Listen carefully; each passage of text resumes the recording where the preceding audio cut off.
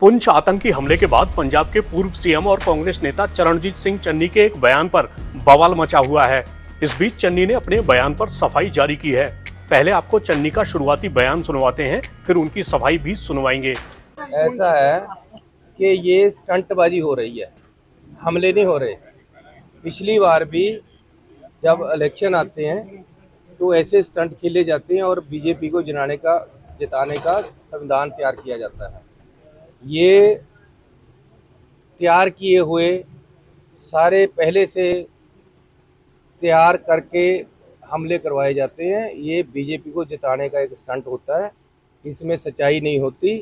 लोग मरवाने और लोगों के लाशों पे खेलना ये बीजेपी को आता है। अब जरा चन्नी का नया बयान सुनिए। हमारे जो देश के जवान हैं, हमें उन पे गर्व है, जो देश की रक्षा के लिए फौज में भर्ती होकर देश की रक्षा का काम करते हैं और हर समय हमारी रक्षा के लिए वहां तैनात रहते हैं।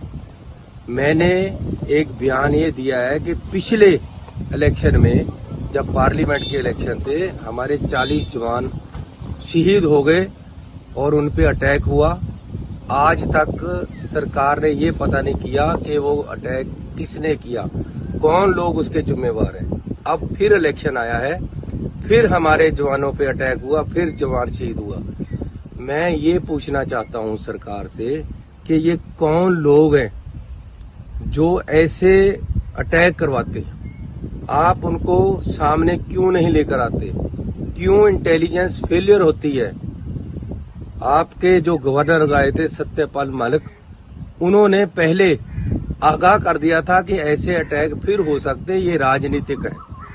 आपका जो प्रधान है बीजेपी का पंजाब का, सुनील जाखड़, जब पहले अटैक हुआ 40 जवान शहीद हुए, उसने प्रधानमंत्री जी का इस्तीफा मांगा था कि ये साजिश के तहत अटैक हुआ। उसकी मेरे पास वीडियो है, मैं जारी कर रहा हूं। उन्होंने पूरी जनता में स्टेज पे बोला कि जी अमित शाह जी, प्राइम मिनिस्टर का इस्तीफा मांगो, हमारे 40 जवान शहीद हो गए।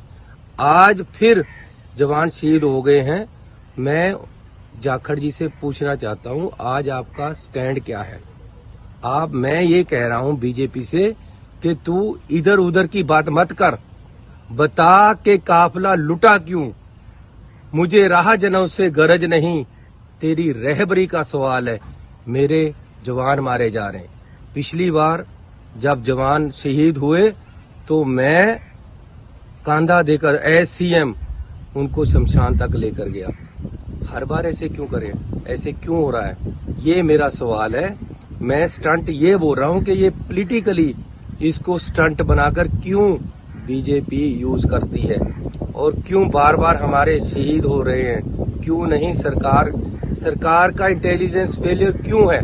मेरा ये सवाल है। जम्मू कश्मीर के पुंछ जिले में शनिवार को आतंकवादियों ने भारतीय वायुसेना के काफिले पर हमला कर दिया था। ये हमला सुनरकोट इलाके में शाह सितार के पास तब हुआ था जब सैनिक सनाई टॉप पर अपने अड्डे पर लौट रहे थे। जब इस हमले के बाद चन्नी का बयान आया तो बीजेपी ने इस तरह कांग्रेस पर हमला बोला। ये दुर्भाग्यपूर्ण है कि कांग्रेस इतनी ओछी राजनीति करती है। राष्ट्रीय सुरक्षा को लेकर भी कांग्रेस गंभीर नहीं है और ये भी दिखता है कि कांग्रेस, जिसके राज्य में हजारों किलोमीटर भूमि एक्साइचिन एरिया में लद्दाख के ऊपर भी चलेगी, जो चीन ने कब्जा कर लिया, पाक अधिकृत कश्मीर बन गया, कच्चा थीवू आइलैंड दे दिया और अब हमारी सेना को कमजोर करने के लिए कहते हैं परमाणु हथियारों को नष्ट कर देना चाहिए और अब उसके बाद एक और घटिया बयान दे दिया।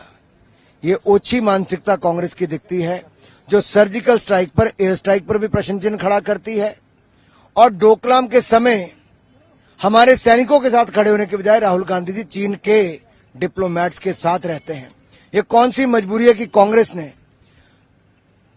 हमारी सेना की शूरवीरता पर भी प्रश्न चिन्ह खड़ा किया और हमारी सेना के साथ खड़े होने के बजाय चीन के अधिकारियों के साथ खड़े रहे? कांग्रेस को देश को जवाब देना चाहिए और कितना गिरेगी कांग्रेस राजनीति के लिए।